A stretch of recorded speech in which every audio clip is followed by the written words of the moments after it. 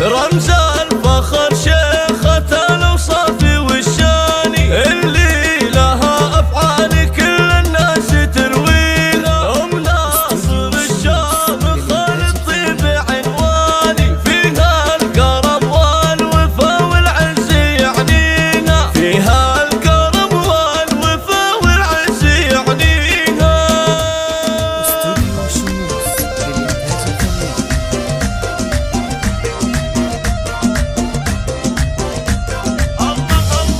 رمز الفخر شيخة الأوصاف والشاني، اللي لها أفعال كل الناس ترويها.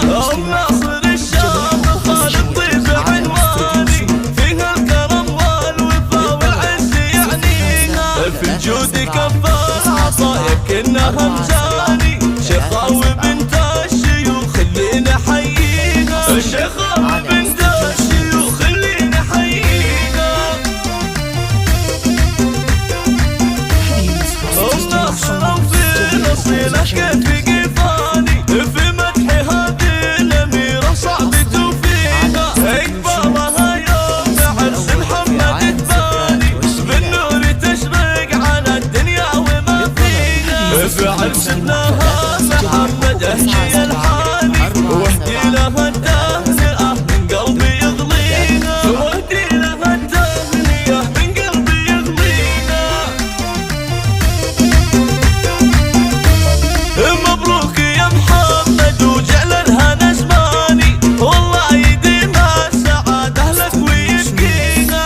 يا محمد الشامل الوقفات برهاني، إلى المرجلة والشجاعة أكبر معانيها، اتفاخر يوم ناصر بين الأكواني، بعيالك أهل المعالي حي طريقها، بعيالك أهل المعالي حي طريقها.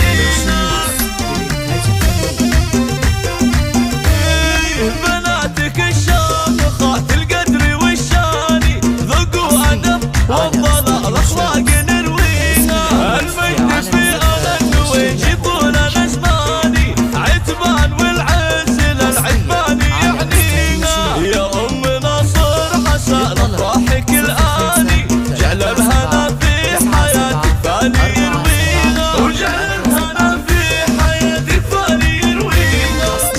على استوديو شوز.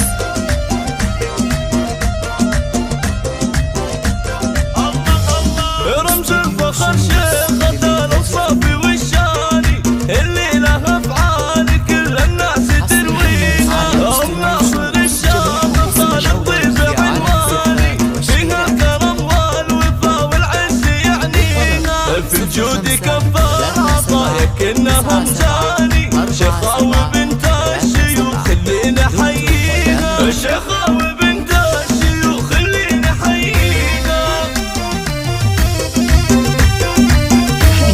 أم ناصر في نصيلة كيف قفاني، في مدح هذه الأميرة صعب توفيها، إقبالها يوم عرس محمد تباني، بالنور تشرق على الدنيا وما فيها، في عرس ابنها محمد أهدي الحاني، واهدي لها التهنئة من قلبي يغليها، واهدي لها التهنئة من قلبي يغليها.